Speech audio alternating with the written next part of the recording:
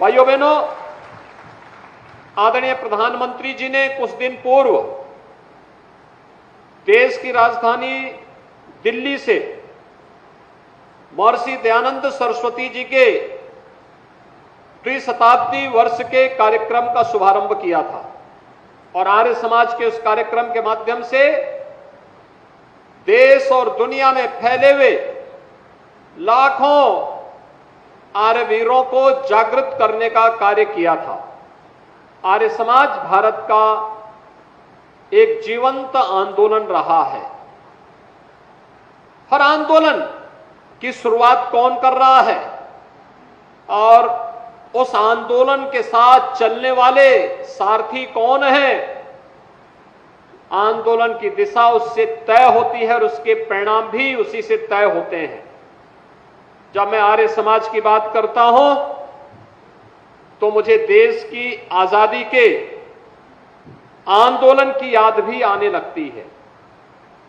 भारत के इतिहास का स्मरण होने लगता है। हम जब आर्य समाज की बात करते हैं, एक उस कालखंड में निर्भीकता के साथ कार्य करना कितना कठिन रहा होगा, जब ब्रिटिशर के द्वारा, अंग्रेजों के द्वारा भारत के अंदर तुष्टीकरण की नीतियों को थोपने का कार्य हो रहा होगा और तब आर्य समाज वैदिक धर्म की बात कर रहा हो, चारों वेदों की बात कर रहा हो। कितना कठिन रहा होगा। एक तरफ मुगल कालखंड में हुए धर्मांतरण के अनैतिक कार्यों को और ब्रिटिश कालखंड में भी धर्मांतरण के अनैतिक कार्यों को जवाब घर वापसी के कार्यक्रम के माध्यम से जब आर्य समाज दे रहा होगा, कितना कठिन रहा होगा। छुआछूत के खिलाफ एक अभियान चलाने का कितना कठोर निर्णय उस समय रहा होगा, जिसको समाज ने स्वीकार किया और देखते ही देखते भारत का एक बड़ा भूभाग, यहां तक कि आप चले जाइए कराची तक, वहां पर भी आर्य समाज का वही बोलबाला था जो आपको बस्ती में सुनाई देता है। भाइयों बहनों, शिक्षा के क्षेत्र में हमें शिक्षा को संस्कारों के साथ जोड़ना है और शिक्षा को आधुनिकता के साथ जोड़ना है। यह सोच भी महर्षि दयानंद सरस्वती जी की थी। याद करिए डीएवी की संस्थाओं को जो बाद में आर्य समाज ने आगे बढ़ाया था। कितना डीएवी की संस्थाएं एक समय देश की सबसे प्रतिष्ठित शिक्षण संस्थानों में माना जाता था और उसका कार्य का शुभारंभ ही होता था, जिसको आज हम मॉर्निंग असेंबली कहते हैं। वहां पर वैदिक प्रार्थना के साथ, हवन यज्ञ के साथ विद्यालय का शुरुआत होता था। एक आध्यात्मिक वातावरण विद्यालय के अंदर स्वतःस्फूर्त भाव के साथ आगे बढ़ता हुआ दिखाई देता था और यह वर्ष अत्यंत महत्वपूर्ण है। ऐसे युग दृष्टा ऋषि महर्षि दयानंद सरस्वती जी के 200वीं जयंती के कार्यक्रम के साथ पूरा भारत जुड़ रहा है। आर्य समाज के इस प्रणेता को नमन कर रहा है, तो दूसरी ओर आर्य समाज की स्थापना का भी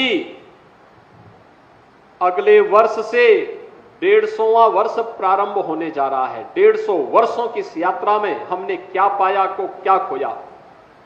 अगर आप देखेंगे देश की आजादी की लड़ाई को, तो भाइयों बहनों, कोई संदेह नहीं होना चाहिए, अंग्रेज बेखबर थे। उनको यह लगता था भारतीय कभी एकजुट नहीं हो सकता है, उनके खिलाफ कोई अभियान नहीं चला सकते। लेकिन स्वदेशी का आंदोलन पहली बार किसी ने चलाया था, आर्य समाज ने चलाया था। स्वदेशी के माध्यम से उन्होंने जो अंगड़ाई ली, अछूतोद्धार के माध्यम से जो अभियान आगे बढ़ाया था, घर वापसी के जिस कार्यक्रम को आर्य समाज ने आगे बढ़ाया था, यह कार्यक्रम केवल वहीं तक सीमित नहीं था। इस कार्यक्रम ने अनेक क्रांतिकारी पैदा किए। याद करिए काकोरी कांड के महानायक पंडित राम प्रसाद बिस्मिल, ये आर्य समाज की देन थी। आर्य समाज के एक प्रचारक के रूप में शाहजहांपुर में कार्य करते थे और फिर देश की आजादी की लड़ाई को जब अंगड़ाई लेनी थी तो उन्होंने न केवल स्वयं बल्कि अपने साथ अस्फाउल्लाह खां को भी जोड़ा और ठाकुर रोशन सिंह को भी जोड़ करके इस लड़ाई को आगे बढ़ाने का कार्य किया था। उस समय का हर क्रांतिकारी आर्य समाज के साथ जुड़ करके गौरवान्वित महसूस करता था। और आज आर्य समाज जब एक ओर अपने संस्थापक की 200वीं जयंती द्विशताब्दी वर्ष के कार्यक्रम के साथ जुड़ रहा है, वहीं एक वर्ष के बाद आर्य समाज की स्थापना के 150 वर्ष भी पूरे होंगे, 150वां वर्ष भी प्रारंभ होगा। उन स्थितियों में हम सबके सामने बहुत सारे मुद्दे होंगे जिन पर शोध करने की, जिसको वर्तमान पीढ़ी को बताए जाने की और समाज की जुड़ी हुई उन तमाम समस्याओं के समाधान का रास्ता भी उस शोध के माध्यम से, उस अध्ययन के माध्यम से अब सब हम सबके सामने अपने आप ही आती हुई दिखाई देंगी। जो ज्वलंत समस्याएं हमारे सामने गाये बगाए आ जाती हैं, उन सब का समाधान भी हमारे सामने आएगा और मुझे लगता है उस पर व्यापक कार्य किए जाने की आवश्यकता है। मैं आर्य समाज का आह्वान करूंगा कि भी से तैयारी करें। आर्य वीर दल तो अपने कार्यक्रम को आगे बढ़ाएगा ही, लेकिन साथ साथ इन बातों को लेकर के कि महर्षि दयानंद सरस्वती ने उस कालखंड में जो बातें कही थी, घर वापसी का जो अभियान प्रारंभ किया था आर्य समाज ने, अशुद्धोद्धार के लिए जो कार्यक्रम आगे बढ़ाया था, वैदिक धर्म की पुनर्स्थापना के लिए जो व्यापक अभियान चलाया था, और आधुनिक लेकिन संस्कार युक्त शिक्षा के लिए जो उनका अभिनव प्रयास था, जिसने भारत को एक सुदृढ़ नींव दी, स्वतंत्र भारत को एक सुदृढ़ नींव दी थी, उस अभियान को हम आगे बढ़ा सकेंगे। इस विश्वास के साथ मैं ओम प्रकाश जी को और उनकी पूरी टीम को आर्य समाज बस्ती के स्वर्ण जयंती कार्यक्रम के अवसर पर हृदय से बधाई देता हूं। अनेक झंझावातों और तूफानों का सामना करते हुए भी आर्य समाज के अभियान के साथ लगातार जुड़े हुए हैं। और जो मैंने आपको बताया भी, मेरा बस्ती में पहली बार किसी कार्यक्रम के साथ आना हुआ था 1995 में, तो वह कार्यक्रम था आर्य समाज बस्ती के कार्यक्रम के साथ। गोरखपुर से पंडित द्विजराज शर्मा मेरे साथ में थे, अत्यंत बुजुर्ग लेकिन जुझारू आर्य समाजी थे और लगातार कार्यक्रमों के साथ जुड़े रहते थे। याद करिए, जब पंडित राम प्रसाद बिस्मिल को गोरखपुर जेल में फांसी की सजा अंग्रेजों ने दी थी, तो उस समय उनके अस्थि कलश को सुरक्षित रखवाने का कार्य किसी ने किया था, गोरखपुर में पंडित द्विजराज शर्मा ने किया था। और पंडित द्विजराज शर्मा उस समय मेरे साथ यहां पर आए थे बस्ती के कार्यक्रम के साथ, और उस समय भी मैं देखता था कि आर्य समाज के मूल्यों के लिए, आदर्शों के लिए महर्षि दयानंद सरस्वती के बताए हुए रास्ते का अनुसरण करते हुए लगातार उस पथ से अविचल अड़िग रहते हुए निरंतर आगे बढ़ने के लिए जो एक जज्बा उस समय उनके साथ मैंने देखा था, वह आज भी हम सबको देखने को मिलता है।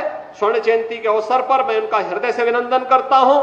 आर्य समाज से जुड़े हुए सभी स्वयंसेवकों को, सभी कार्यकर्ताओं को, सभी पदाधिकारियों को मैं इस अवसर पर बधाई देता हूं और विश्वास व्यक्त करता हूं कि 200 वर्षों की महर्षि दयानंद सरस्वती की जन्म शताब्दी, द्विशताब्दी के इस कार्यक्रम को हम जहां भव्यता के साथ उन मूल्यों और आदर्शों की स्थापना के लिए आगे बढ़ाएं, वहीं आर्य समाज की स्थापना के भी जो अगले वर्ष से तिथि प्रारंभ होगी, इन सभी कार्यक्रमों को पूरी मजबूती के साथ आगे बढ़ाने के लिए हम सबको मिलकर के कार्य करना होगा। मैं इस संबंध में राज्य शासन की ओर से आप सबको सभी रचनात्मक कार्यक्रमों में भरपूर सहयोग का आश्वासन देते हुए आप सबको बधाई देता हूं, शुभकामनाएं देता हूं। धन्यवाद। जय हिंद।